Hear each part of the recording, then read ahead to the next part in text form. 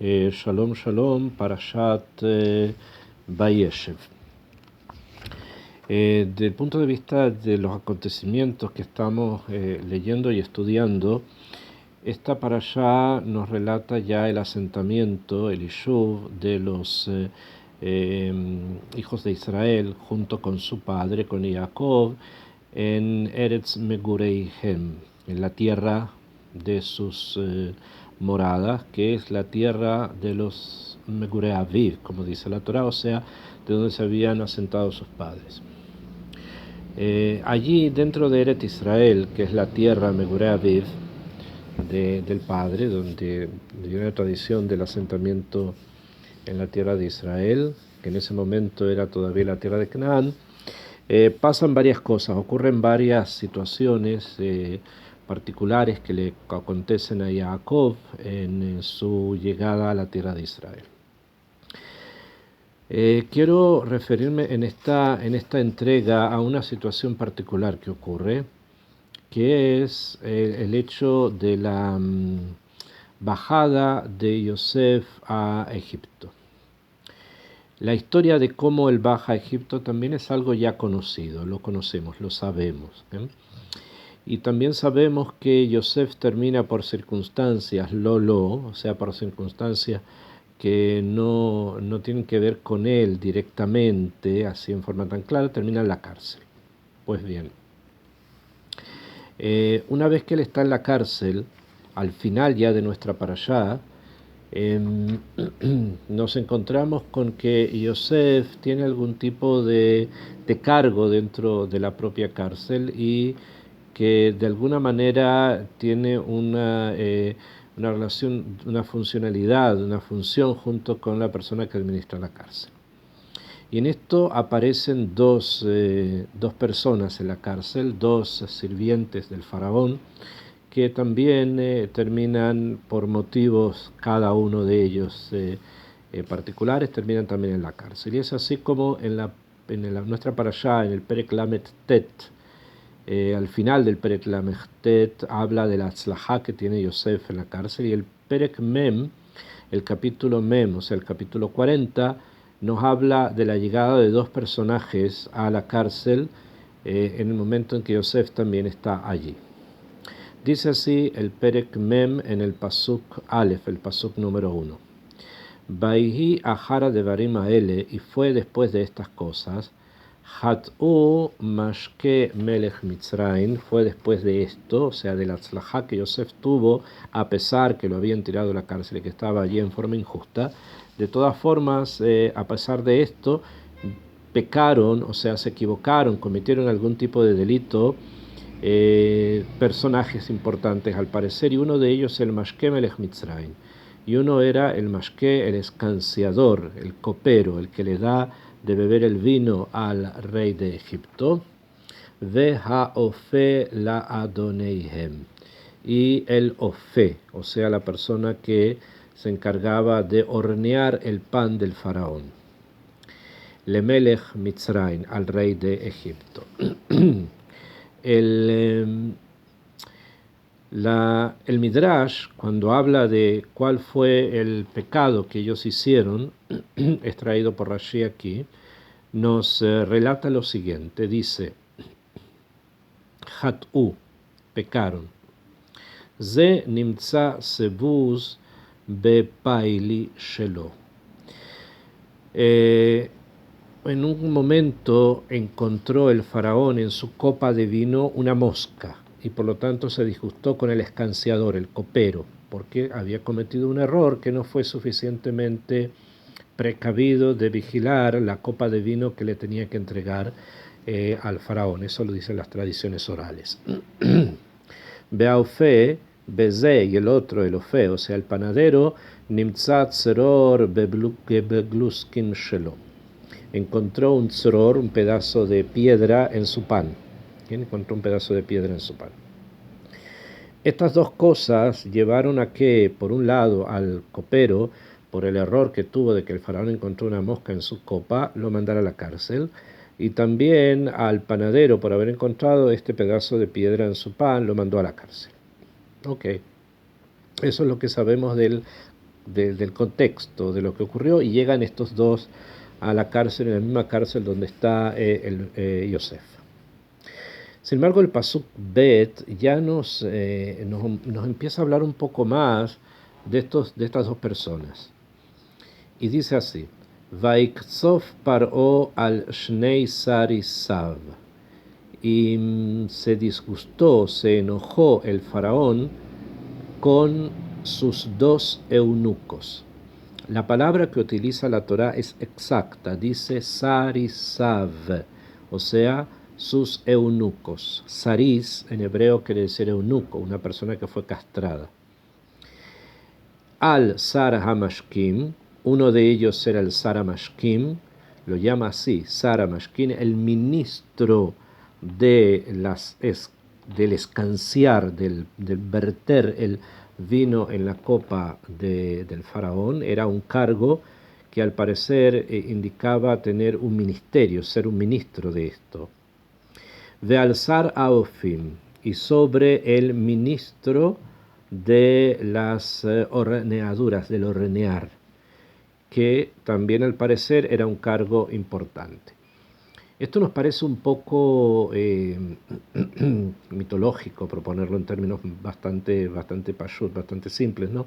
Porque ministro de escanciar el vino, ministro de preparar el pan, no parece ser algo hoy día demasiado relevante. Para eso se tienen servidores, incluso las monarquías actuales tienen personas que les sirven, pero no son ministros. Los ministros que un rey hoy parlamentario tiene son ministros de economía, son ministros de salud, son ministros, un parlamento, ¿no? Sin embargo, el faraón tenía ministros que le servían el vino y otros que le hacían el pan. Y el Pasuk Gimel dice: Vaitem otam be mishmar bet saratavachim, el Beit HaSoar. Y los puso, o sea, los mandó a la cárcel, Bemishmar. Mishmar quiere decir en la guardia, o sea, estaban esperando algo. Mishmar, Shomer, significa guardar. Como dice en otro lugar la Torá, Behu Shamar et Adavar. Él guardó el tema, el asunto, para ver cuándo iba a ocurrir. O sea, significa estar como en una especie de guardia, esperando que algo ocurra. ¿Okay? Entonces los mandó al Mishmar, Bet Sar Atabajim, de la cárcel donde estaba el Sar Atabajim. Otra vez, otro ministro, un Sar, que era el encargado de los Tabajim. Tabajim significa simplemente carnicero. ¿Okay? Tabaj normalmente hoy día se utiliza como cocinero, pero entonces querría decir carnicero, o sea, era el verdugo, la persona que era encargada de matar a los presos que merecían esto, tenían finalmente ese castigo, ¿no? Entonces están esperando allí, en una especie de espera por el juicio que les va a tocar, donde al parecer, como caen bajo la custodia del Sar Tabajín, del verdugo, entendemos que el juicio que cada uno de ellos va a tener puede estar o puede terminar en que le corta la cabeza, en la muerte, ¿no? El Bet HaSoar, en la cárcel, Makom Asher Yosef Asur Sham. Y este es el mismo lugar donde Yosef estaba detenido allí. Ok, vamos a entender en forma simple, porque quiero en estas entregas explicar un poco la perspectiva que Rabbeinu Arizal, Rabbeinu Yitzhak Luri Ashkenazi, estudia la parashá según el Sod, o sea, según las partes más profundas de la Torá. Pero primero vamos a explicarlo a nivel simple. A nivel simple, lo que nosotros tenemos acá son varias cosas que son un poco extrañas a nuestra forma de entenderla hoy. Número uno, que estos dos personajes sean denominados ministros, cuando simplemente son personas encargadas en la administración del palacio, la administración de la casa del faraón, y no ministros que manejen un estado. O tal vez sí. Segundo, el que estos dos sean sarisim, sean castrados, que sean eunucos. Entonces, acá hay que entender un poco la forma en que funcionaba el sistema del faraón, o el sistema de ese tipo de imperio. ¿Bien? En este tipo de imperio, el poder era absoluto, entregado a alguien cuyo poder, por términos simples, venía de los dioses, ¿bien? Siendo él mismo probablemente considerado un dios o un semidios. Estamos hablando del faraón. Y este personaje, como tenía un poder tan absoluto, no quería y no pretendía dar posibilidad de que existiese un poder paralelo al de él. Por lo tanto, aquellas personas que de alguna u otra manera eran funcionarios de su administración no podían ser personas que crearan dinastías paralelas a la de él. O sea, no podía haber una persona que heredara su puesto a su hijo y este a su hijo y este a su hijo, porque eso iba a formar como una especie de poder fáctico paralelo al poder de él. Entonces la mayoría de sus ministros eran eunucos, o sea, personas que no podían tener hijos.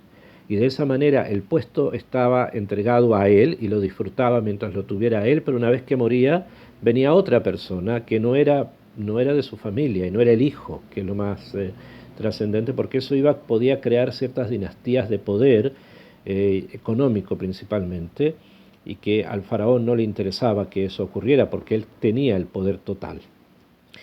Hoy día eso lo entendemos bastante bien y sabemos y conocemos y hemos escuchado, no de hoy, ni de ayer, ni de antes de ayer, sino ya de bastantes años, que hay muchos poderes económicos que crecen al lado de o alrededor del poder político. ¿Bien? Y a pesar que exista un presidente, un parlamento y hayan elecciones, etcétera, hay ciertos poderes que funcionan dentro de nuestras sociedades que no son elegidos democráticamente, sino que estos poderes son derivados de padres a hijos, ¿no? Y que se transforman incluso en poderes nacionales e internacionales, etcétera, etcétera, ¿no? Y que puede ser que no sea el padre o el hijo, no sea que esto no quiere decir que aquel que comenzó con una construcción de autos en Estados Unidos hace 100 años atrás le haya heredado al hijo y el hijo al nieto. Pues, probablemente sí, pero si no es dentro de la misma familia. ¿Bien? Esto la dinastía de los faraones lo tenía muy claro y no quería que ocurriera. Es por eso que sus ministros, las personas que manejaban su administración, eran eunucos. O sea, el poder que tenían estaba en ellos, moría y se acababa. Venía otro. Y de esa manera se protegían su propia autocracia. Esto es por una parte, y esto es importante tenerlo presente frente a lo que va a ser la llegada de Yosef a ese ambiente, ¿no? Por otro lado, tenemos el hecho de por qué llama ministros a personas que simplemente se dedicaban a la administración del palacio, ¿bien? O a la administración de la cárcel, en el sentido más simple de ella, que era el lugar donde esperaban la gente para ser ejecutada. Porque justamente en lo que nosotros conocemos hoy día como un ministerio, como ministerios de la administración de un país, o incluso de las monarquías constitucionales y parlamentarias, en aquellas épocas significaba el manejo del palacio. En el momento en que una persona tenía éxito en el manejo del palacio del faraón, eso también se podía proyectar a la nación, al reino, al imperio. ¿Por qué? Porque esto quiere decir que esa persona sabía cómo administrar precisamente los bienes que le pertenecían al faraón, que todo le pertenecía a él.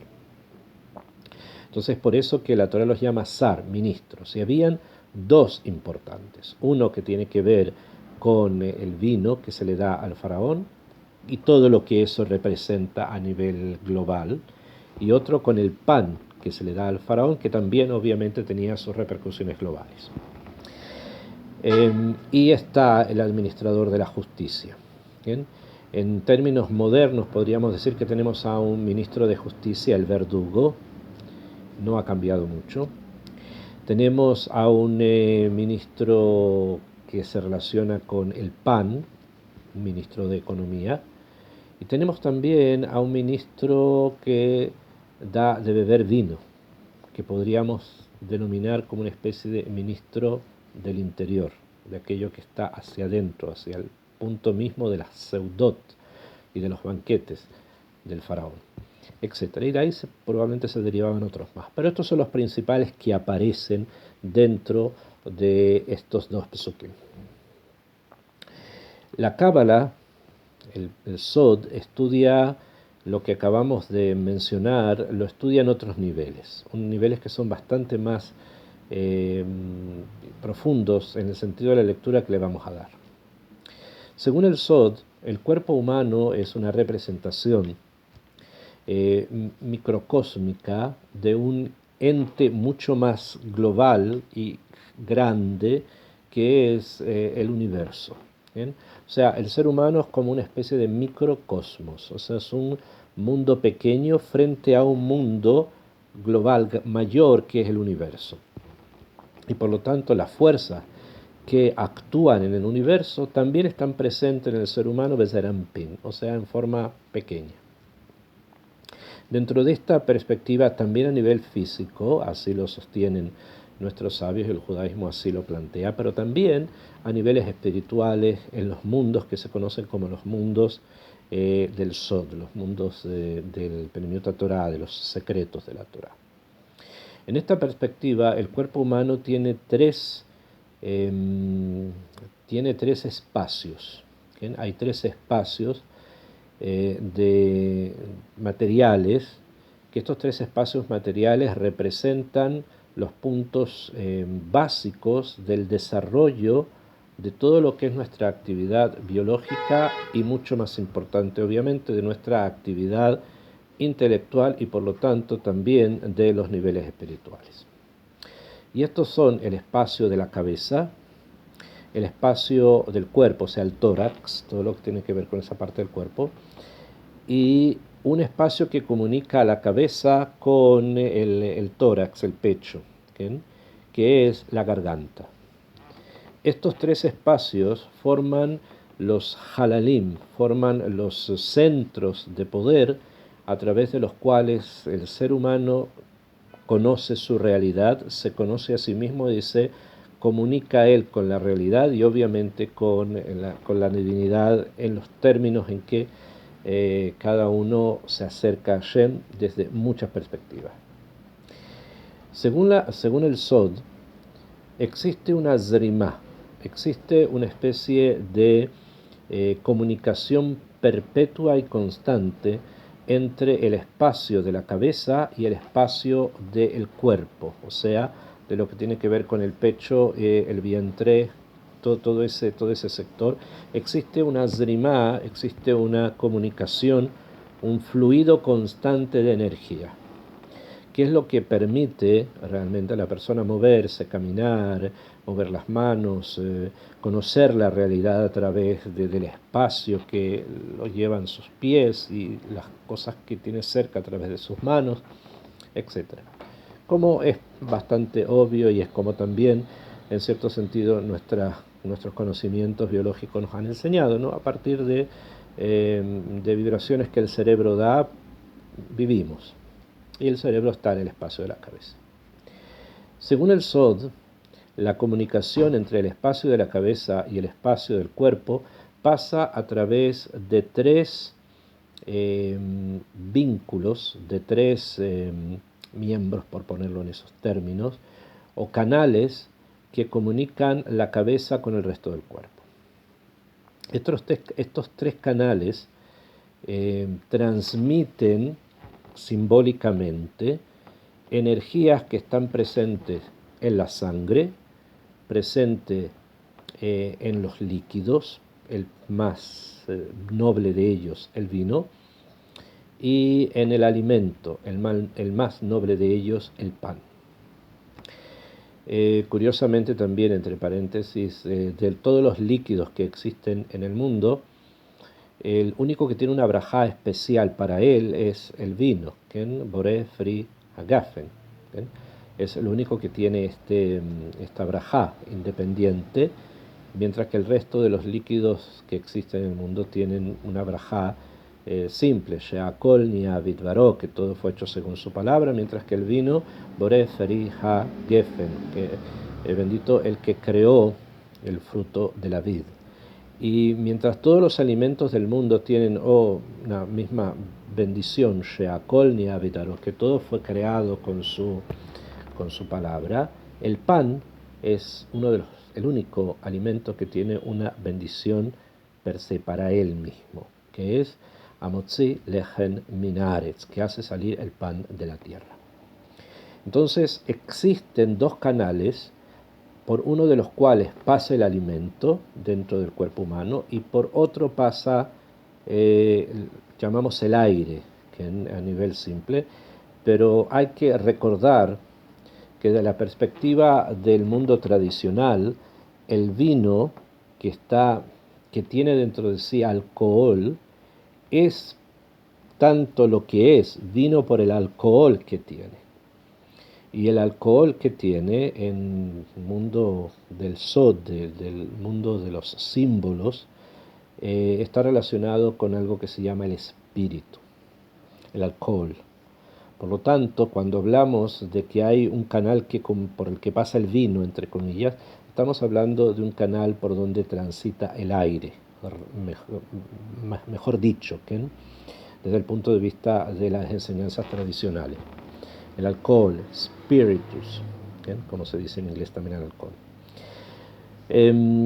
Y hay canales, hay un canal, varios, pero se refiere a uno solo, por los cuales pasa la sangre, que son las venas que tenemos alrededor del cuello, ¿okay?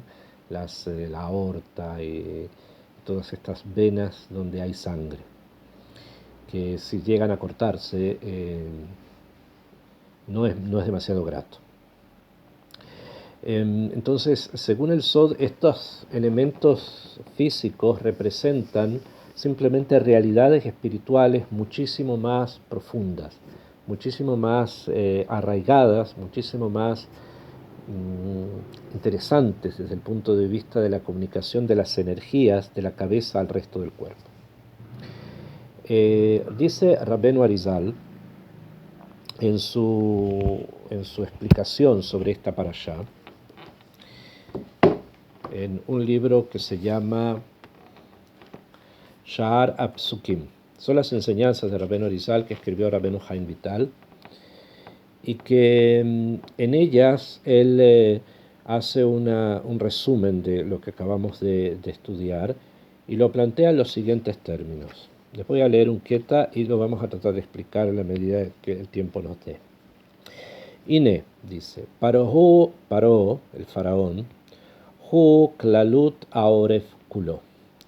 El faraón es considerado la nuca, el centro de lo que es la perspectiva de lo negativo, que es la nuca, en el sentido de ser algo no demasiado creativo desde el punto de vista del Sod, cuando estamos hablando de la Sitra Achara.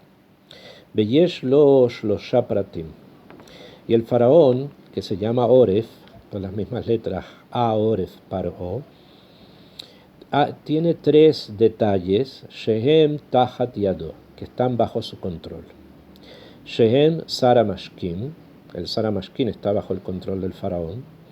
Keneged HaKane, que está con respecto al Kane. Kane es el nombre en hebreo que tiene el canal por donde pasa el aire. Shevo mitlavesh moach hachochma, que esto simboliza lo que conocemos como la sefirá de Jochma, o sea, la sabiduría. Kaniskar Leel, como ya mencionamos. Besar a Ofim, el ministro de los alimentos, el panadero, Keneget Haveshet, con respecto al Veshet, que es el canal por donde pasa el alimento. Shesham mitlavesh moach habina, que ahí simboliza precisamente el cerebro que llamamos Binah, entendimiento, o sea, esa sefirá. Besara Tabajim, y el Sara Tabajim también bajo el control del faraón, Keneged Avridim, que está con respecto a las venas y a todas las canales esos donde pasa sangre alrededor del cuello. Mazerikim Sheladam, que por los que transita, pasa la sangre, Shebahen mitlavesh moahadat, que en ellos se reviste y simboliza, por lo tanto, el moach adat, o sea, el cerebro del dat. O sea que, desde la perspectiva de la Cábala, del Sod, como está estudiando Rabbeinu Arizal, estos tres canales, por donde pasa sangre, por donde pasa el aire que está presente en el vino, y por donde pasa el alimento presente en el pan, estaban en ese momento bajo el poder de Faraón, bajo el poder del faraón.